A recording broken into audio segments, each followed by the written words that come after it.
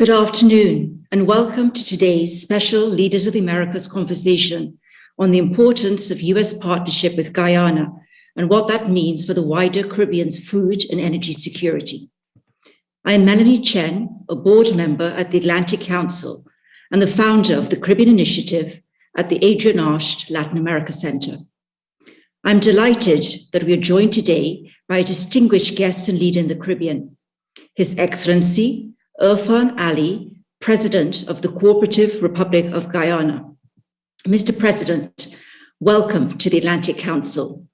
We are honored that you chose the Atlantic Council for your first public appearance in Washington. Since being elected to office in 2020, President Ali has led Guyana through an unprecedented moment in the country's history.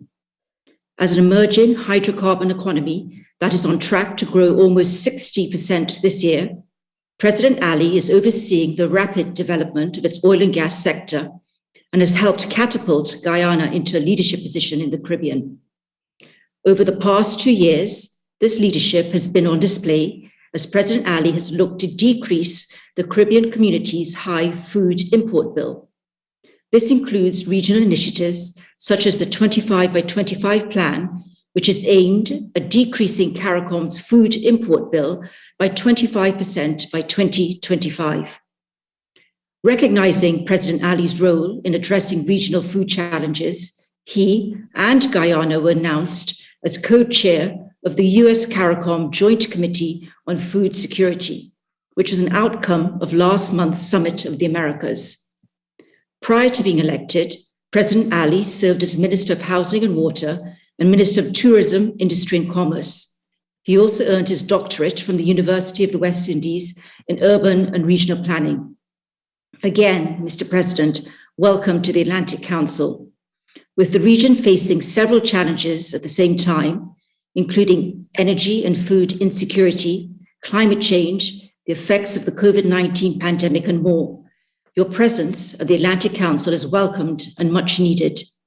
With that, it's my pleasure to invite those watching to tweet about the event with the hashtag #ACCaribbean and to turn the program over to President Ali, who will provide keynote remarks. He will then have a conversation with the Senior Director of the Adrian Arsht Latin America Center, Jason Marzak. Mr. President, over to you. Thank you very much for allowing me this opportunity to be here to share my thoughts, but more importantly, to be in Washington in what will be an extraordinary week in the relationship of Guyana and the United States. Since this morning, our first day at work, we have met with the Department of Commerce, the Deputy Secretary and his team, the Secretary of State and his team. And we have been discussing many matters of mutual interest and areas in which we can strengthen and expand our relationship. The goal of this week is to bring harmonization between the plans and the programs of Guyana and the aspirations of the US, both at the governmental level and the private sector level.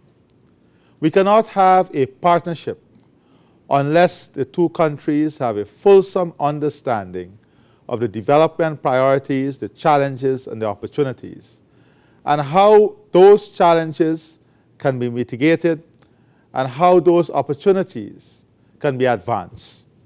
So a lot of the discussions that we have had so far today surrounded many of the areas you spoke of: climate change, food security, energy security, the debt crisis, security as a whole, not only in Guyana, but in the region. But importantly, how do we ensure that policies and programs and the development agenda is built on a platform that enhances and supports the full participation of all stakeholders and players? In your introduction, you spoke of Guyana as an emerging hydrocarbon market. I would like to say that whilst Guyana is an emerging hydrocarbon market, our economy will not be hydrocarbon based. This is an important and a very important part of our development trajectory. Hydrocarbon will bring essential revenues, but those revenues must be utilized to expand our economy, to increase the competitiveness of our economy, and open up new opportunities in new areas, areas that existed a long time ago, but we did not have the revenue to unlock the potential of these areas. Guyana has all the natural assets to be a leading food producer in the region. But food production today must be backed by appropriate technology and investment in infrastructure that will ensure that agriculture is sustainable and resilient to climate change and the effects of climate change. That requires capital. And this is one example of how the revenues from oil and gas can be deployed to position Guyana not only for the benefit of Guyana, but to position Guyana to contribute significantly to the food security of the region as a whole. I've said this more than one time.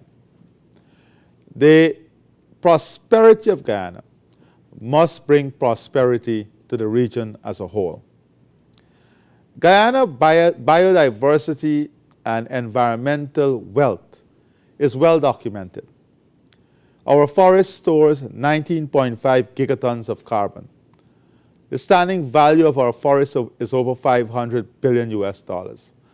Our forest has the potential of earning in excess of $100 million US in carbon credit in an annualized way. This alone can drive tremendous development.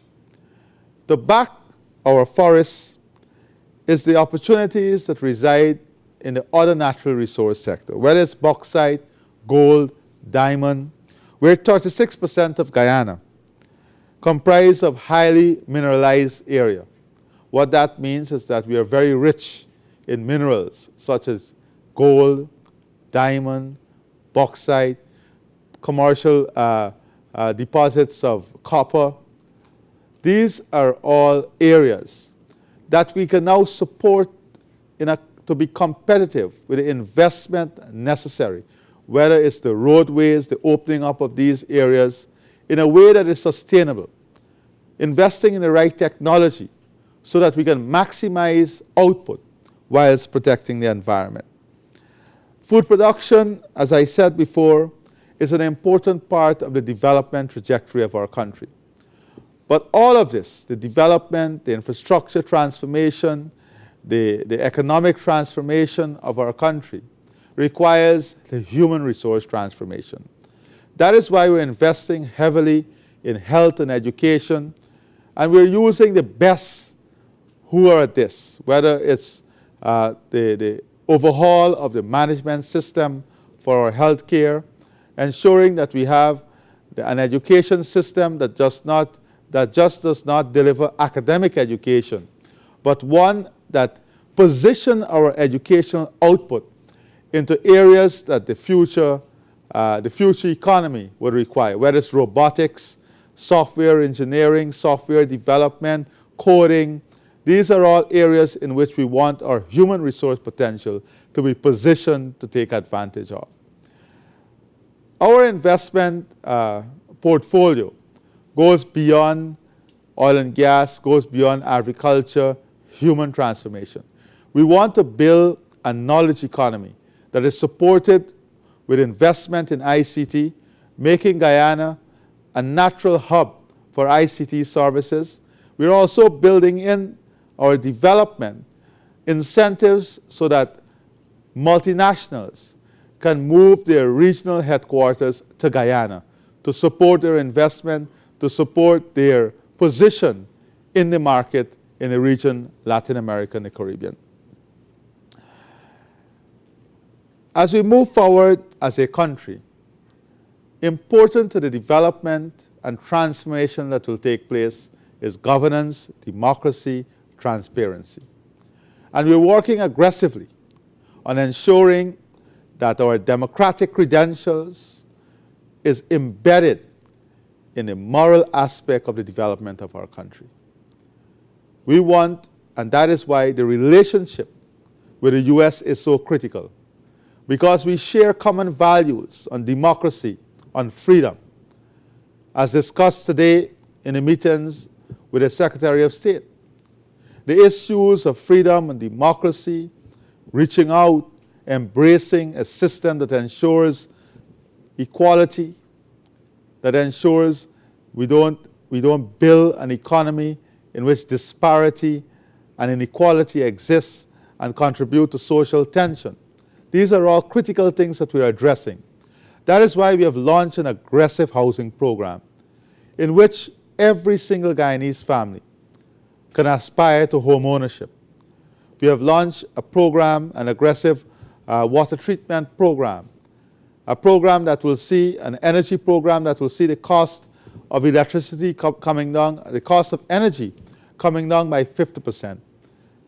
When the cost of energy is reduced by 50%, it unlocks the potential for manufacturing, industrial development, agro-processing. Bringing the natural gas to shore opens up the opportunity for the production of agrochemicals. And all of this is done not 10 years from now. All of this is earmarked to be done in the immediate and medium term. Whilst we are advancing this, we are also finalizing a national energy master plan. That master plan seeks to monetize the potential of our natural gas so that we can position Guyana to become a major player in terms of energy production along the Guyana Shield Corridor, linking Guyana with northern Brazil and ensuring that the infrastructural development that is required to unlock the potential in the Guyana northern Brazil corridor can be made with the development of a deepwater harbor and the potential that comes with that in terms of transport and logistics. I know I've exceeded my time in terms of outlining in a brief way the development trajectory of our country. And I've not spoken as yet about our investment in hospitality, expanding tourism, building out of the infrastructure, the new bridges and highways that is already on stream, major investment in infrastructure transformation. But I want to use the remaining time here to listen to you, listen to some of your questions, and address those. Thank you. Great. Thank you very much. Thank you very much, President Ali. And again, welcome to the Atlantic Council studios. It's a real honor to have you here as part of our Leaders of the Americas series.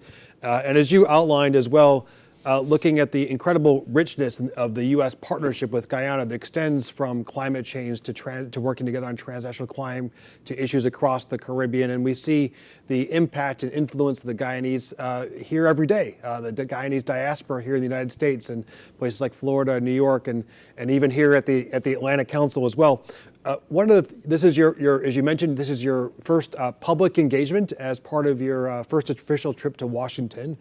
You mentioned your meeting with the Secretary Blinken earlier today, and you also mentioned that a couple of your goals of this trip is to bring harmonization between U.S. and Guyanese plans, both public sector and private sector, and also to further expand on the common values shared between the U.S. and Guyana. For you, what does this first official trip to Washington mean for the future of U.S.-Guyanese relations? And if you could also speak in even greater specificity insofar as what you want to accomplish in these next few days here in Washington. Well, the relationship with Guyana and the United States is no secret. The United States is a valued partner of Guyana. We share a very special relationship. The U.S. has always been very supportive of the growth and development of our country.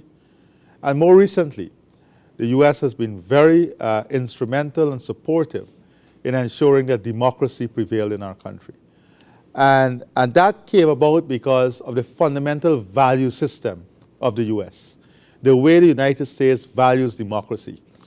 And the political party I come from, we share those values. The vast majority of Guyanese stood up and ensured that shoulder to shoulder, we fought to secure democracy. Because fundamentally, the Guyanese society and the Guyanese population believes strongly in democratic values. We have to start from there. Secondly, we see the US as an important partner. And that importance is already demonstrated in the contribution the US private sector is making in the development of our country, their participation in the oil and gas sector. And what we are seeking to do is to expand that participation in all the other sectors, the emerging areas, ensuring that the US is at the table on climate change, on us finding the balance in terms of energy security, working together in dealing with transnational crime. We have had an aggressive increase in our collaboration and partnership in dealing with security issues. I mean, we have never had so many high-level engagement in the security sector. Over the last 2 years, we have seen tremendous expansion of that. And this is because we have been able to sit around a table and identify the priority areas, the common interests, and the way in which we have to approach issues of security. And that requires collaboration, it requires cooperation, sharing of information, sharing of intelligence. And that relationship is blossoming and is delivering fruits. Yeah. And it is in this context that this trip becomes critical. We want the US private sector to play a greater role, to go after greater opportunity.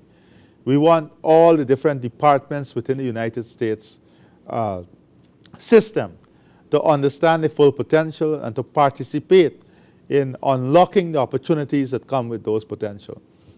That is why in the meeting this morning with the Department of Commerce, we were able to identify low-hanging fruits. We were able to identify areas that we can immediately target to support the aspirations of Guyana, whilst at the same time open up the opportunities for the U.S. Private sector.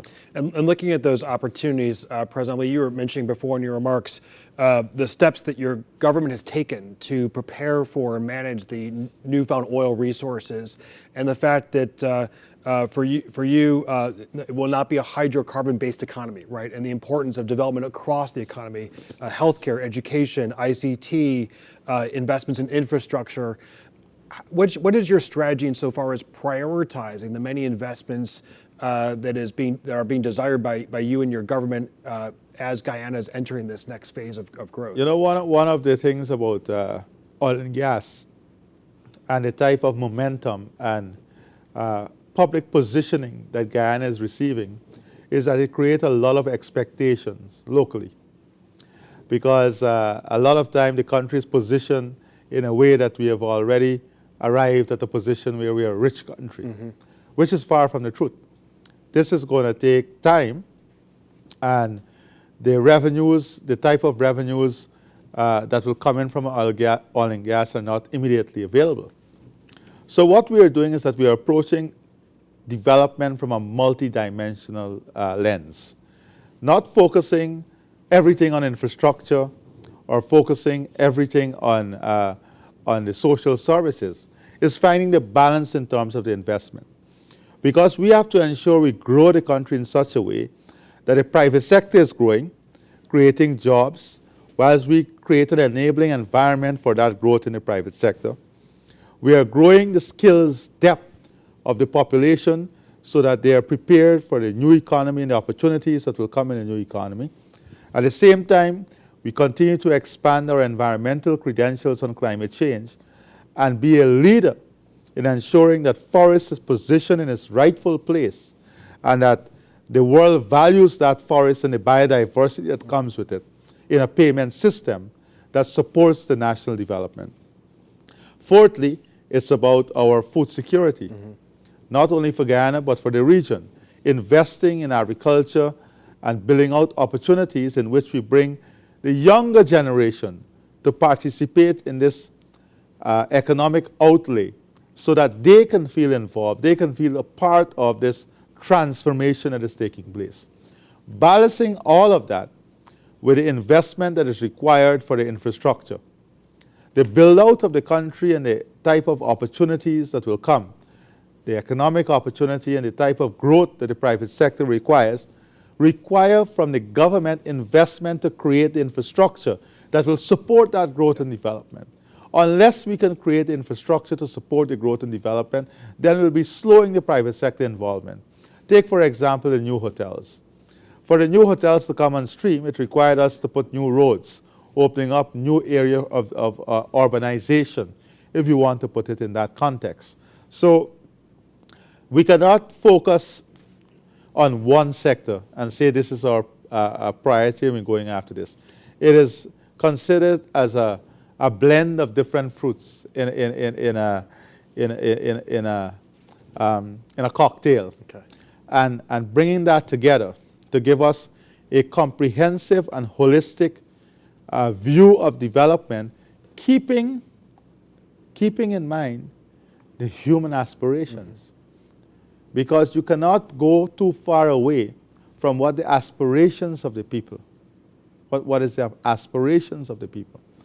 And the fundamental aspirations of the people, they want good quality education, good quality health care, good quality access to energy at a cheap cost, good quality access to water. So all of these investment has to be made simultaneously in an environment in the last 2 years that has not been helpful. No. The last 2 years, we had to deal with COVID. We're still dealing with COVID. Unusual weather pattern that led to a lot of flooding in Guyana. And then the supply chain crisis that continues. And now we see even more health challenges. So managing in that environment and having the type of accomplishment that we have had in that environment is, I think, it's rewarding for the people of our country. You know, speaking about the many challenges being faced across the region, across the world, of course, in Guyana as well, and you mentioned food security, right? The challenges with high food prices, of course, globally energy prices as well, has real implications writ large. And this has been one of the action items from the Summit of the Americas just last month in Los Angeles, is formation of a working group on food security that Guyana is co-chairing. What do you hope to achieve insofar as bringing greater food security across the Caribbean writ large as part of these efforts in the following, say, months, given the crisis that we're seeing right now on food? In the region itself, we have set ourselves a target of reducing our food import bill by 25% by 2025. So there is a very elaborate action plan as to how we'll achieve this as a region. It requires collective action. It requires restructuring of national budget to reflect this reality, that we are going to invest in food production as a priority. It requires investment in the technology.